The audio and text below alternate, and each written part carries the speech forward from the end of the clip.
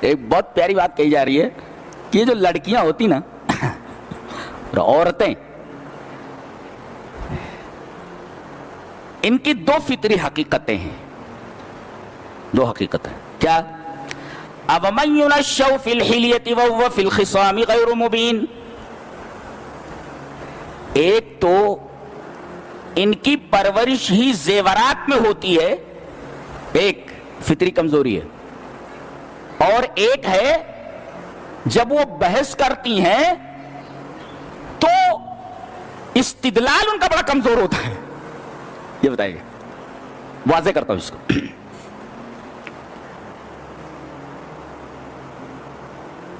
فی الحلیہ، حلیہ مانے زیور، یا حلیہ کا مطلب ہوتا ہے اسم لما یتحلی و یتزین بہ، کوئی بھی ایسی چیز جس سے لڑکیاں عورتیں سجتی سنورتی ہیں، ہر چیز حلیہ ہے۔ لما یتحلی و یتزین بہ، جس سے بھی زینت، مثلا پاؤڈر لگا رہی ہیں، دیٹ از کالڈ زینت، یہ زینت فی الحلیہ، زیور ہے یہ۔ لپسٹک لگا رہی ہیں تو یہ بھی زیور ہے، اس لیے کہ اس کے ذریعے وہ مزین ہو رہی ہیں۔ لپسٹک بعض عورتیں اتنا لگا لیتی ہیں ایسا لگتا ہے جیسے کوئی بلی ٹومیٹو کیچپ کھا کر کے بھاگی ہو۔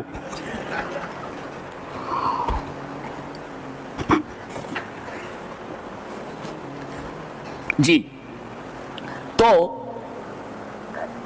فی الحلیہ، ایک تو یہ زیورات میں پرورش پاتی ہے، اس کو سجنے سنورنے کی عادت نہیں بلکہ اس کی فطرت ہوتی ہے، فطرت میں ہوتا ہے سجنا اور سنورنا، سجنے اور سنورنے میں ہی اس کی پرورش ہوتی ہے۔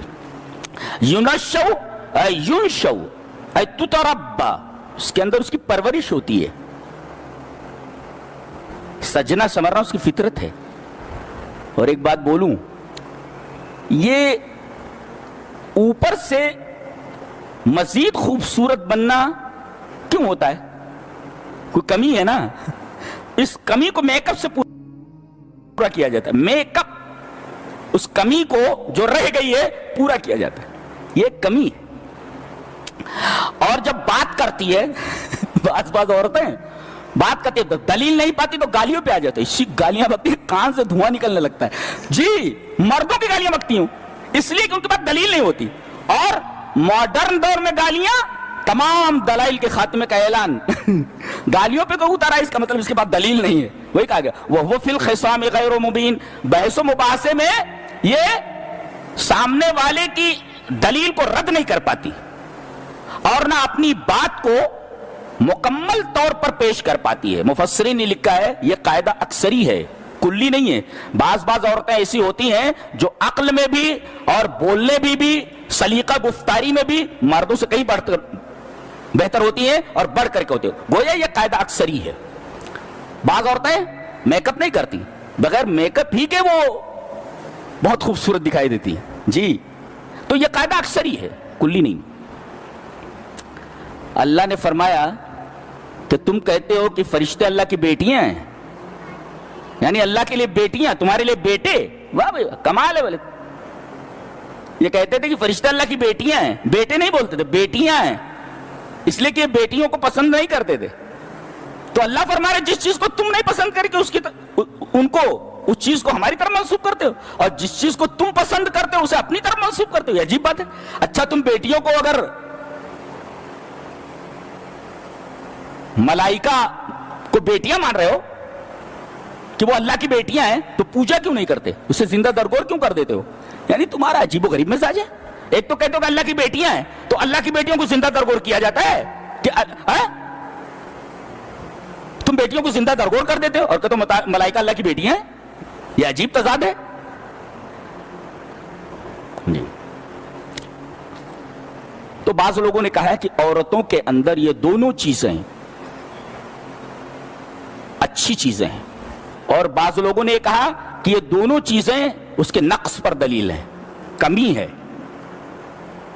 دونوں باتوں میں سے کوئی بات بھی لے سکتے، سجنا سنورنا کوئی بری بات تھوڑی ہے، اچھی بات ہے، اور جھگڑا کرنے پر اگر وہ سامنے والے کا منہ توڑ جواب نہ دے سکے یہ بھی اچھی بات ہے۔ بھی اچھی بات ہے، تو اس کو اچھے سینس میں لے لو.